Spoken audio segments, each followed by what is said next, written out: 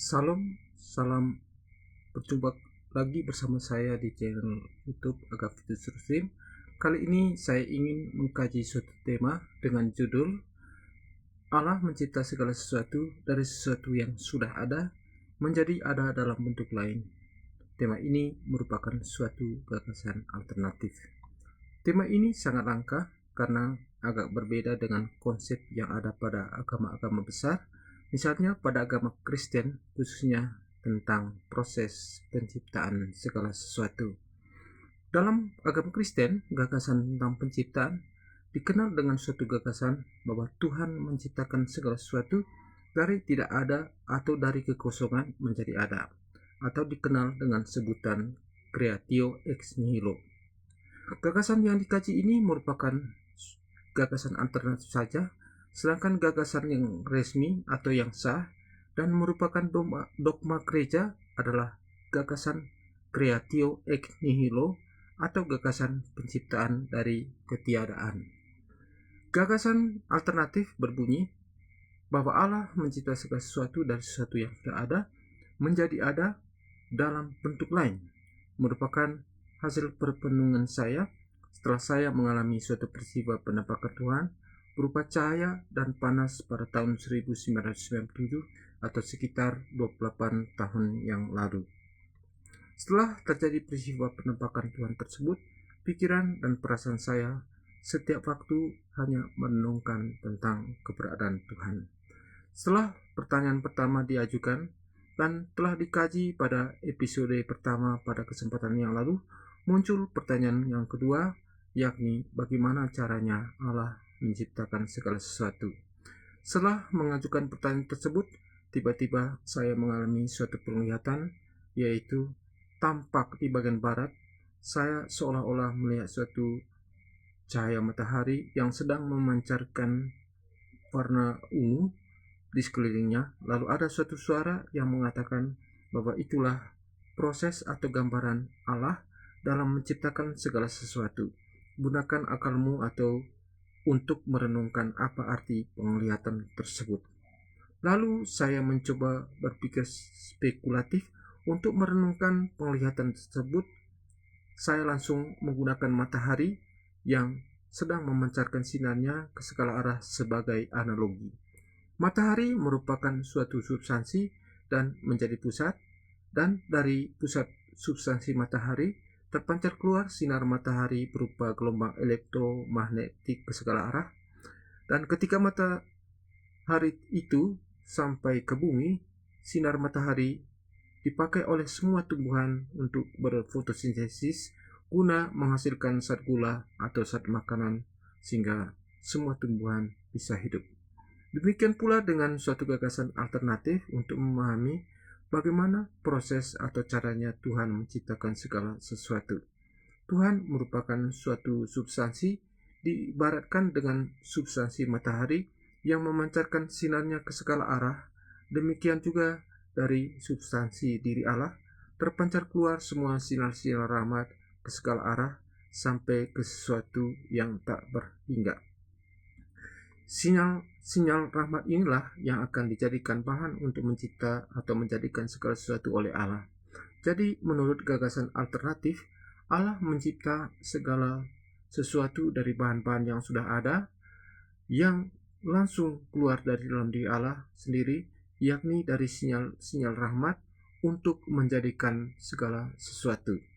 Sebenarnya gagasan alternatif yang sedang dikaji ini pernah diusulkan oleh seorang filsuf terkenal pada zaman Neoplatonisme bernama Plotinus yang dikenal dengan gagasan emanasi atau pancaran.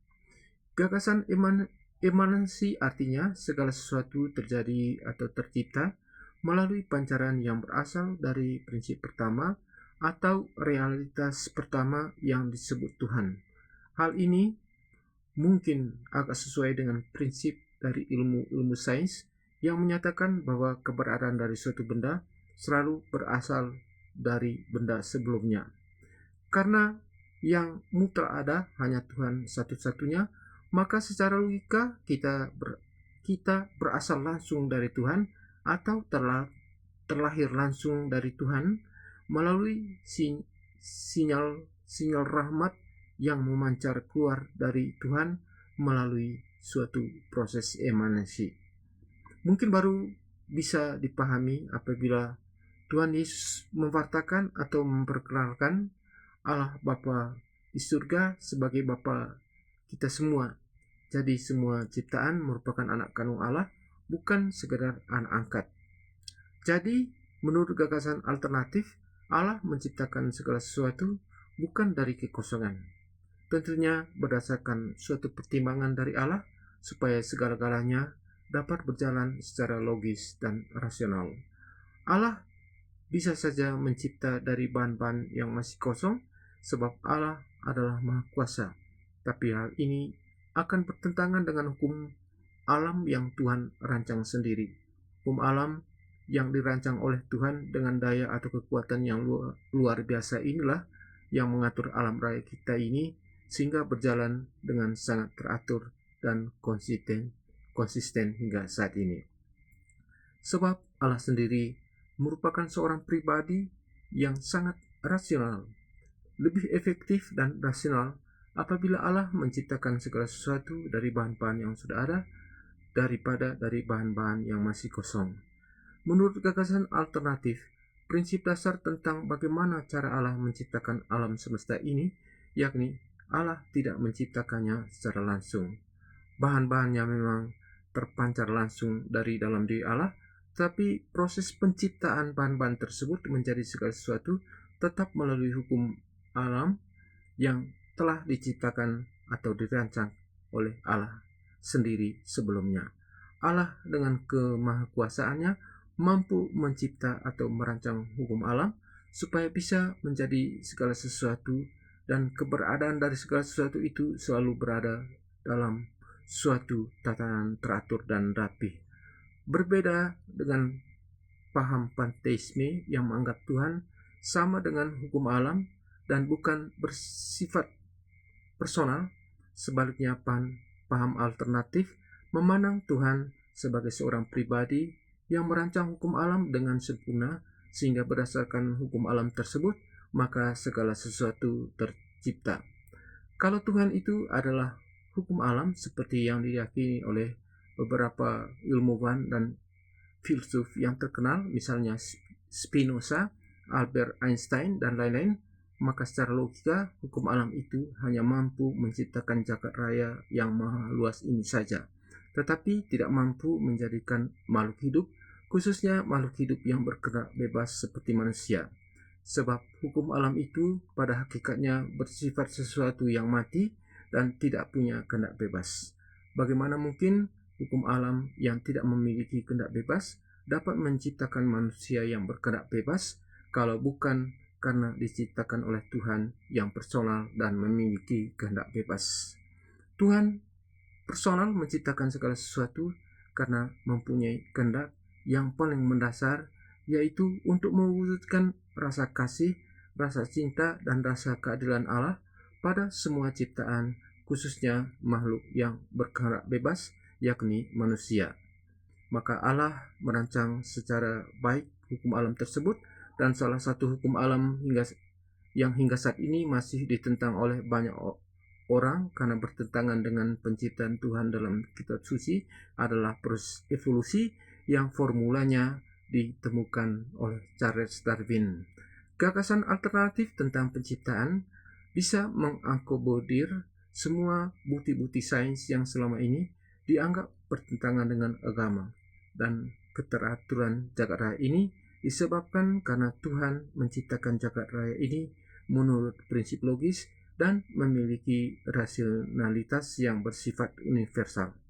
Gagasan alternatif berbunyi, Allah mencipta segala sesuatu dari sesuatu yang sudah ada menjadi ada dalam bentuk lain.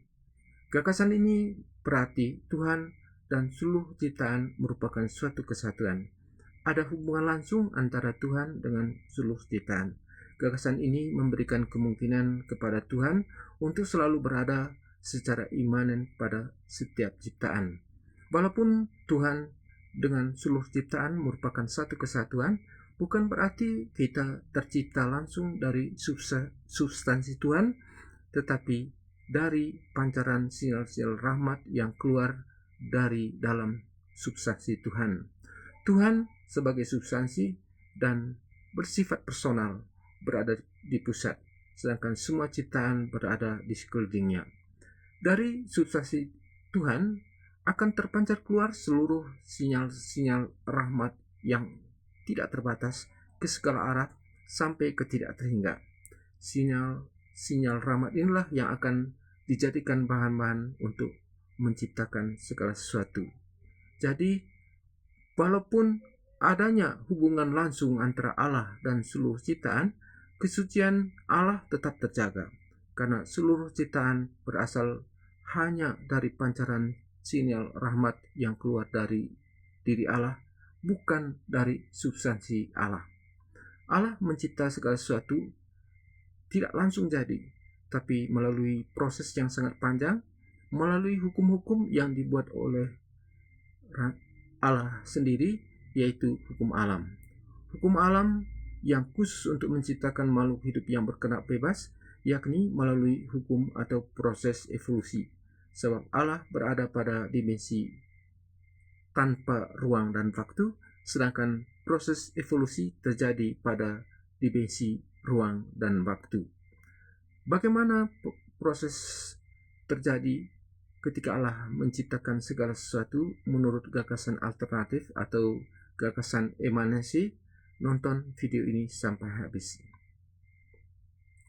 Salah satu pandangan filosofis tentang keberadaan yakni bahwa keberadaan dari segala sesuatu selalu bersifat dualisme. Misalnya, supaya ada siang harus ada malam, dan jika ada badan harus ada jiwa, atau kalau ada pria harus ada wanita, dan lain sebagainya. Demikian juga dengan keberadaan Allah.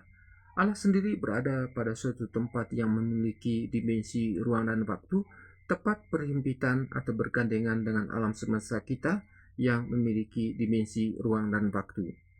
Kalau pada dimensi tanpa ruang waktu diisi oleh keberadaan Allah, maka kondisi pada dimensi ruang dan waktu merupakan ruang dari alam semesta kita dan merupakan ruang kosong yang berfungsi sebagai penyeimbang.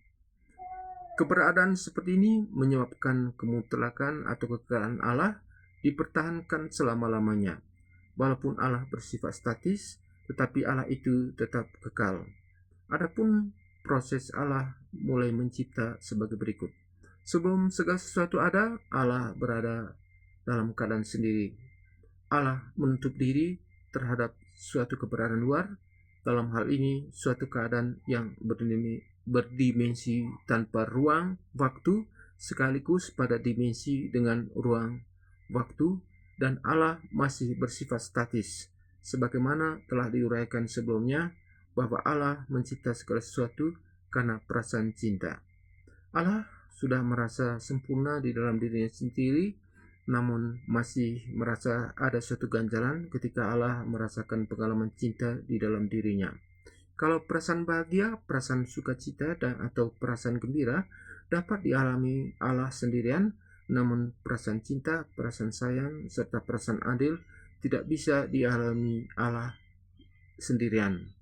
Allah membutuhkan pribadi lain yang memiliki kehendak bebas untuk melampiaskan perasaan cinta Allah ini.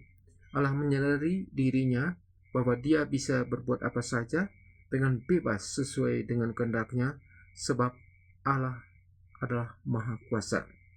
Maka muncullah dalam pikiran Allah ide untuk menciptakan segala sesuatu, dan sasaran utama penciptaan itu yakni suatu makhluk hidup yang memiliki kehendak bebas yang disebut manusia, yang nantinya bisa berdialog cinta dengan Allah dalam kehidupan ilahi bersamanya dalam menjalani kehidupan kekal. Maka Allah mulai mencipta dengan mula-mula membuka dirinya terhadap keadaan luar, yaitu suatu kondisi berdimensi tanpa ruang waktu atau dimensi Tuhan, dan dimensi ruang waktu atau dimensi keberadaan dari seluruh ciptaan kelak. Begitu seluruh pembungkus diri Allah terbuka, maka Allah berada dalam proses. Sejak awal mula memang Allah bersifat statis dalam kekekalan, tapi sekarang kondisi Allah sudah dinamis yang juga dalam kekekalan.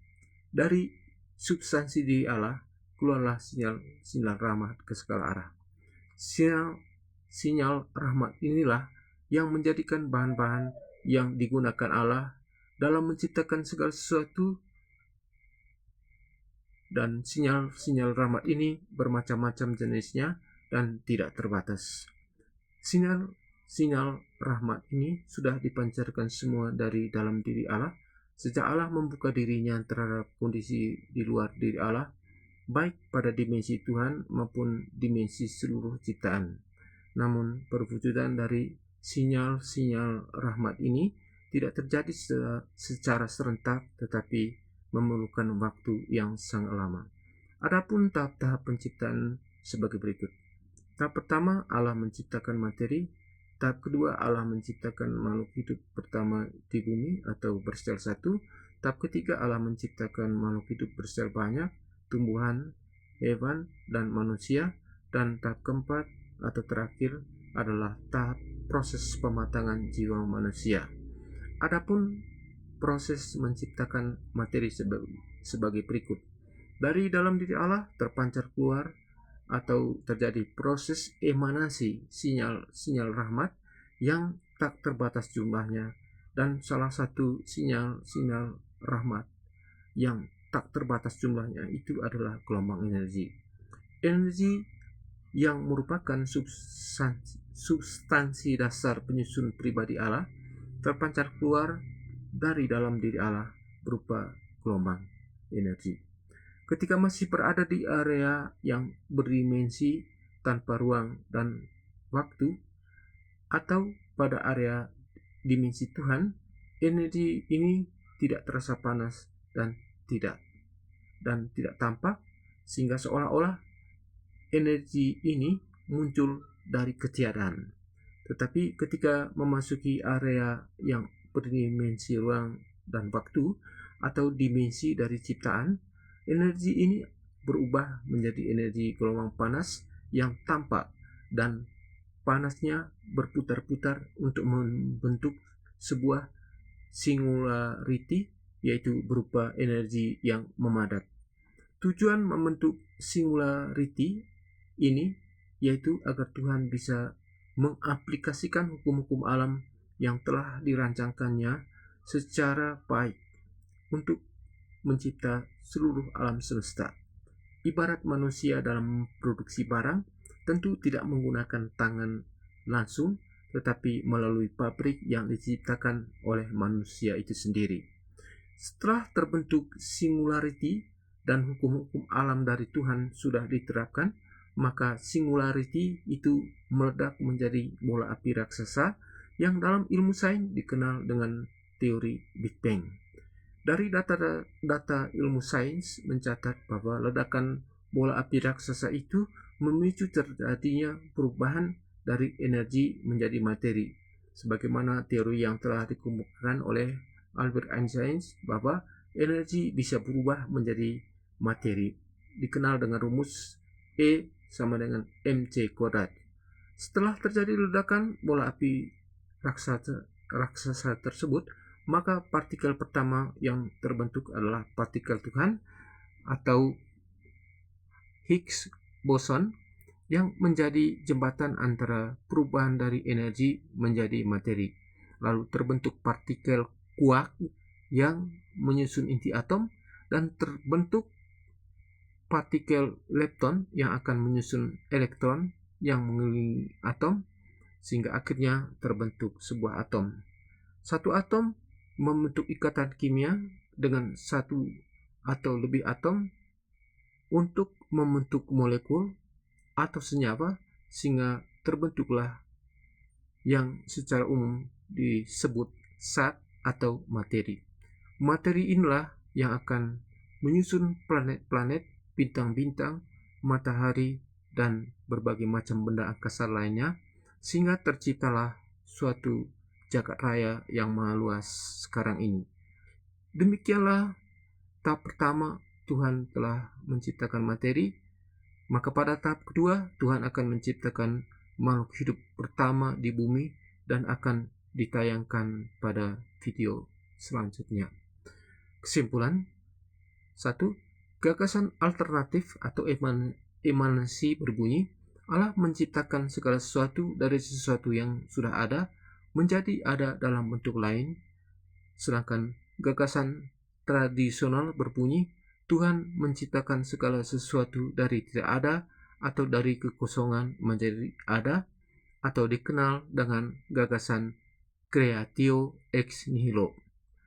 2.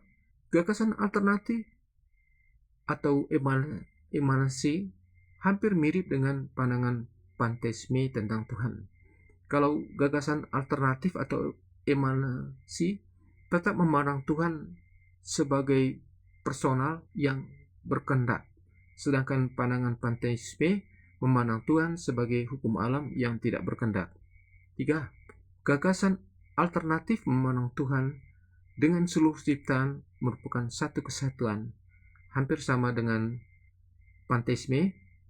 Allah berada secara transenden sekaligus terhubung secara imanen dengan seluruh ciptaan. 4. Gagasan alternatif atau emanasi, kesatuan antara Allah dengan ciptaan tidak menyebabkan kejahatan yang dibuat oleh ciptaan, khususnya manusia, adalah tanggung jawab Tuhan, tetapi merupakan tanggung jawab pribadi masing-masing manusia. Sebab pada manusia telah dikarunia kehendak bebas dan pikiran rasional masing-masing, sehingga dapat memilih mana yang baik dan menghindari yang buruk atau yang jahat. 5. Gagasan alternatif atau gagasan emanasi dapat mengakomodir semua bukti-bukti sains atau tidak bertentangan dengan ilmu sains. Akhirnya, demikian dahulu video kali ini. Jangan lupa like, subscribe, share, atau berikan komentar supaya kami tetap semangat untuk membuat konten-konten berikutnya. Salam.